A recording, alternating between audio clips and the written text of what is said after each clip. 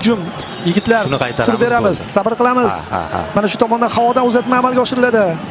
Kim birinchi? To'p uchun kurash. O'tkir! Goldek qabul qilamiz. Goldek qabul qilamiz. Yusupov. Bugun olib chiqding bu o'yinni. O'tkir ishchi. Tep qushdagingni chal, ramziy ma'no bo'ladi. Chal. Hozircha indamayapti. Yana bitta hujumni qaytaramiz shekilli. Yo'q. Shuning o'zida bir daqiqa chiqdi baribir. Mana shu epizod o'tkir. Yot. Hop, endi chal. Hakam avstraliyalik. Bo'ldi, biz chidadik shuncha. Evans 99.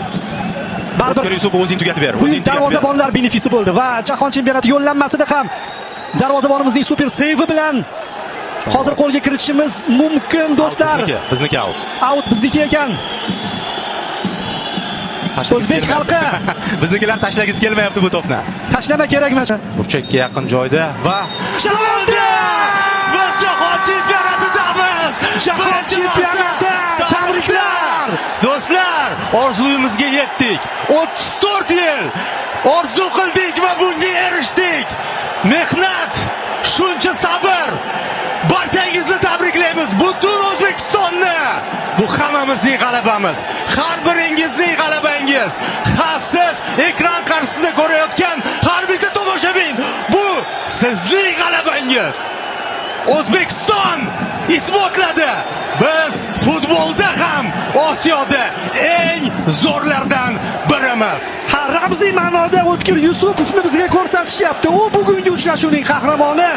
Seyv bilan ham o'yinni saqlab qolish mumkinligini, jahon chempionati yo'llanmasini qo'lga kiritish mumkinligini O'tkir Yusupov darvozabonimiz. Hamma bir paytlar heyt qilgan, hamma o'z ichi nimadirlar gapirgan darvozabonimiz hozir ikkita penalti va uchrashuvning so'nggi daqiqalarida Abduvohid tabriklagani ketyapti. Qutqarib mundial ishtirokchisiga aylantirmoqda terma jamoamizni. Do'stlar, biz buni uddaladik. Hozir so'z topish ham qiyin. Bu tarixdagi eng yuksak g'alaba.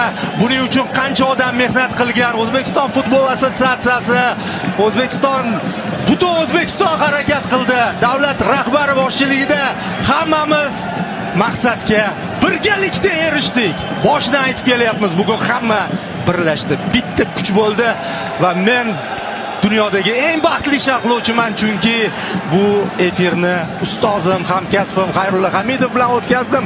Chunki bu jamoaning 6 yildan beri matbuot kotibiman. Mendan baxtli odam yo'q. Do'stlar, men jamoa oldiga ketishga majburman. Davron ramziy ma'noda mana shu efirni mayli endi ustoz deyildi-yu, shogirdga topshirib ketilsa yaxshiroq bo'ladi.